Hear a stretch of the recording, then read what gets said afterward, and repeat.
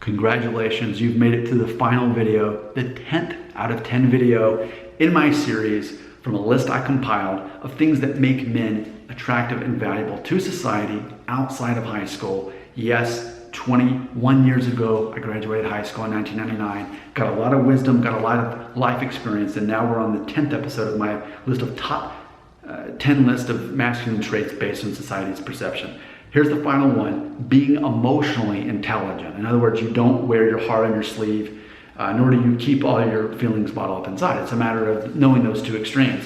On one hand, there's the guy that's just putting it all over Facebook and social media, Instagram, and oh, I'm freaking out, everybody.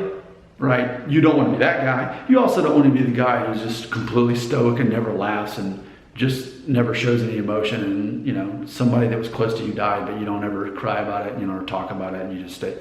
And those are obviously horrible extremes, and you don't want to be either of those. You want to identify your emotions. You want to assign your emotions. Make them count. When it's worth crying about, you better cry. This weekend, my wife and I watched a movie that I actually really loved. It was called I Still Believe, and it's about a guy who married his girlfriend in college knowing that she had terminal cancer. Amazing movie. Knowing she was going to die, he married her. And it's a true story. Jeremy Camp, the musician, it's based off of his life. Goosebumps right now. The whole time I was crying. Now, granted, it was like I wasn't making a big deal, but my wife was right next to me, and I couldn't make it through the movie without crying, like inside out in that way too. But I reserve my emotions. When I need to express them, I use them.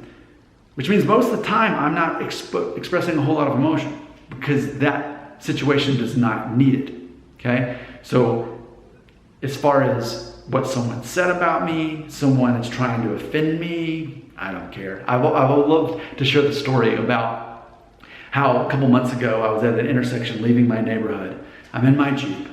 I'm pulling up to the four-way stop. There's a stop sign, and there's this lady in a red convertible, and she's speeding through. I mean, the speed limit's like 20 in our neighborhood. She's going like 45, honking her horn as she's about to run through this stop sign. And as she passes by me, obviously I stop in time so I don't crash into her, she flips me off. Do you think that I got emotional about that? Do you think that I got irritated, frustrated, annoyed? Do you think my blood pressure went up? Do you think that bothered me? Absolutely not, because I'm in control of my own emotions. Instead, I thought, that lady is really going through some serious stuff and she doesn't know how to handle it. I hope things get better for her. That's my response to people like that. I hope things get better for them, not I hope bad things happen to them. So it's a matter of, is someone saying something intentionally to try to offend you? Maybe they're not. But being offended is a choice. Getting your feelings hurt is a choice. Being disrespected, a choice. It's all on your perception.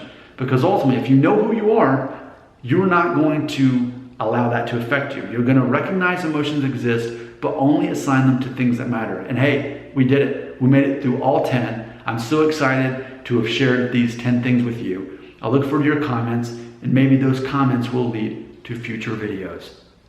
Comments right here.